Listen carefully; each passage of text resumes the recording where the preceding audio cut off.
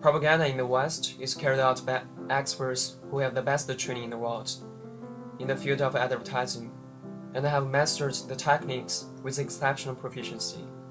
With respect to propaganda, you tend to believe yours and we tend to disbelieve ours. A Soviet correspondent based 5 years in the US. There is no great power in the world today than that in the hand of manipulators of public opinion in the United States. Their power is not distant and reaches not only the society of the US, but the whole world. Only a few hands are writing Americans' history these days. Currently, 6 major companies that owns most of the media in America, including Viacom that owns CBS, General Electric that owns NBC, News Corporation that owns Fox Broadcasting Company, and Disney that owns ABC. These huge media rulers are extremely profitable, generating tens of billions of revenue every year.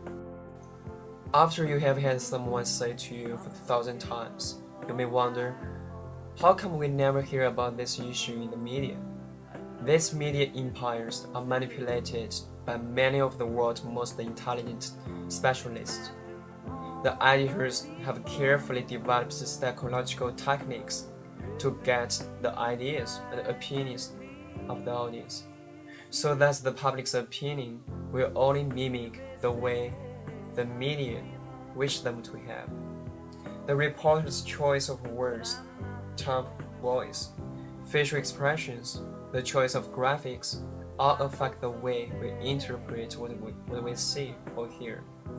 They lead the public into forming predetermined attitudes toward various people and behavior by placing those people or that behavior on television and having the others to react on them in what is perceived as the publicly correct way.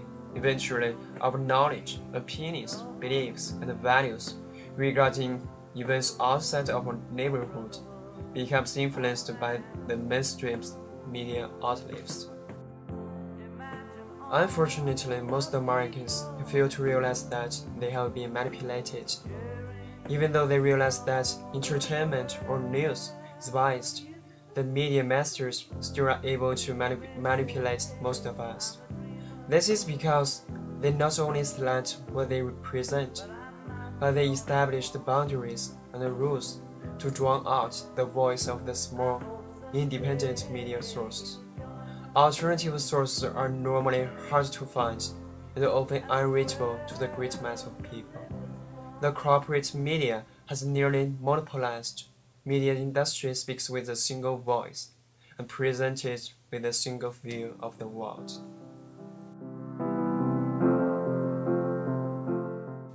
Consequently, the corporate media consolidation has managed to squeeze out the voice of minority groups of people.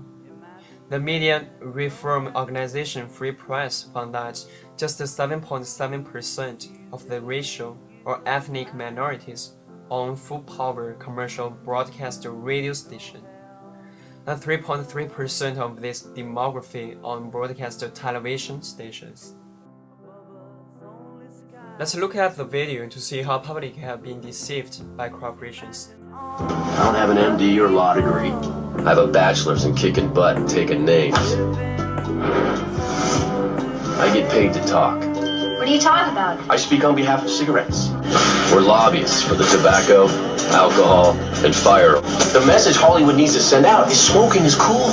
We can put the sex back into cigarettes. Hide the truth. We don't sell Tic Tacs, we sell cigarettes. And they're cool, available, and addictive. The job is almost done for us. Just filter it.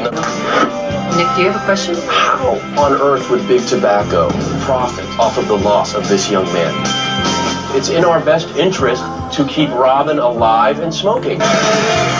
So, Michael Jordan plays ball. Charles Manson kills people. I talk. Thank you for smoking. Big corporations tend to have large influence on decision and policy-making process of the US government, and exercise influence for their own interest. The most common method is seen through the media lobby. Media giants have the ability to make their case to be heard in the White House. The concerns of the average people, however, do not get the same attention from key policymakers.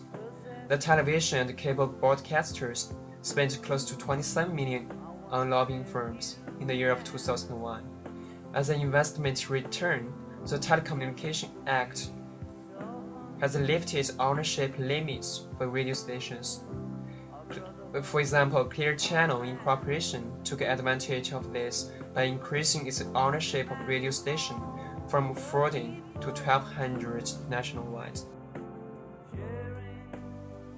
In the words of Howard Dean, I think democracy fails under a variety of conditions, and one of the conditions occurs when people don't have the access to get the kind of information they need to make up their mind.